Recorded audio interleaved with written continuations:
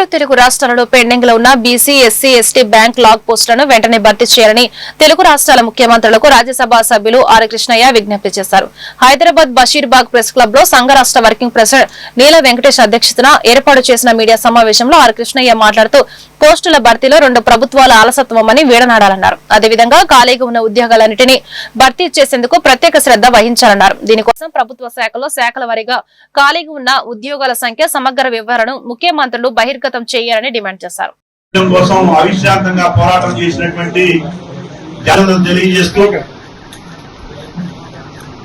Backlog పోస్టుల్ని ప్రభుత్వాలు భర్తీ చేయడంలో ముఖ్యమంత్రి వర్యులు తెలంగాణ ముఖ్యమంత్రి గౌరవనీయులు రేవంత్ రెడ్డి వాళ్ళు ఆ ఉద్యోగాలను కూడా భర్తీ చేయలేనటువంటి పరిస్థితుల్లో ఈరోజు ప్రభుత్వాలు ఉంటాయి. విధంగా ఆంధ్రప్రదేశ్ రాష్ట్రంలో 1998 డిఎస్సికి సంబంధించి 1,60,000 దాదాపు ఉన్నాయి.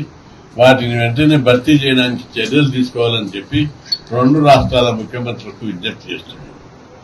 తెలంగాణ ప్రభుత్వం పెద్ద ఎత్తున మేము అధికారంలోకి వస్తే 2 లక్షల ఉద్యోగాలు 1 year లోపల భర్తీ చేస్తున్నారు.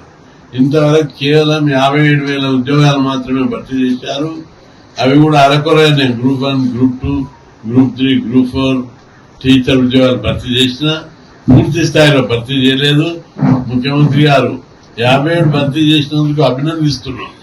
కానీ మిగతా పోస్టులను కూడా భర్తీ చేయడానికి చర్యలు తీసుకోవాలని ముఖ్యమంత్రి రేవంత్ రెడ్డికి విజ్ఞప్తి చేస్తున్నాం. ఎందుకంటే గ్రూప్ 1లో 562 మాత్రమే భర్తీ చేస్తున్నారు. యాక్చువల్ గా అవి 1,600 నుంచి 2,000 ఉన్నాయి. పోస్టుల భర్తీ లోపల అది ఉన్నత అధికారులు సరిగ్గా లెక్కలు తీస్తలేరు. ఈ గ్రూప్ 1 పడక 11 ఏళ్ళు అయింది. ఈ 11 సంవత్సరాల్లో ఎంతమంది రిటైర్మెంట్ అయ్యారు, ఎంతమందికి ప్రమోషన్ వచ్చినాయి, కొత్త జిల్లాలు వేయడం వల్ల 10 జిల్లాలు ఈరోజు 33 అయినాయి. కొత్త జిల్లాల వల్ల 40 గారు విద్యాశాఖ మంత్రి గారు నోటిఫికేషన్ వేస్తామని చెప్తున్నారు.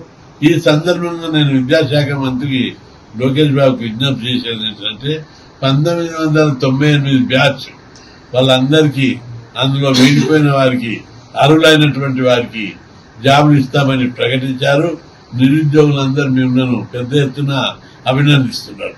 అందుకే 1998 బ్యాచ్ లో వాళ్ళకి ఇస్తే వాళ్ళ సర్వీస్ కూడా ఎక్కువ లేదు, 3 ఏళ్ళు 4 ఏళ్లే ఉంటారు. కాబట్టి మిమ్మల్ని ఆరాధిస్తారు, గౌరవిస్తారు. మీపై ఆశలు ఎన్నో పెట్టుకున్నారు.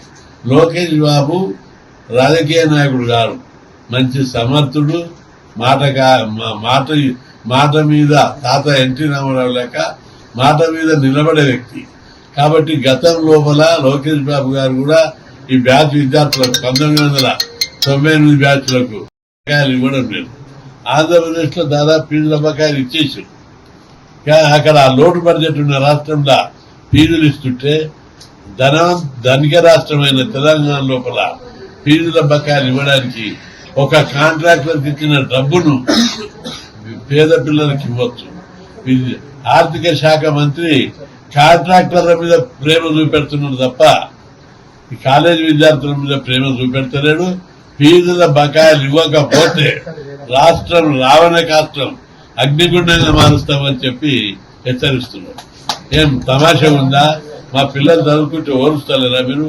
వెంటనే ఫీజుల బకాయిలు ఇవ్వకపోతే రాష్ట్రంలో మంత్రులను తిరగనీయం, ఎమ్మెల్యేలను తిరగనీయం, చాలా పెద్ద ఎత్తున అగ్నిగుండంగా మారుస్తామని చెప్పి చాలా లైట్ గా తీసుకుంటుంది ప్రభుత్వం విద్యార్థులు.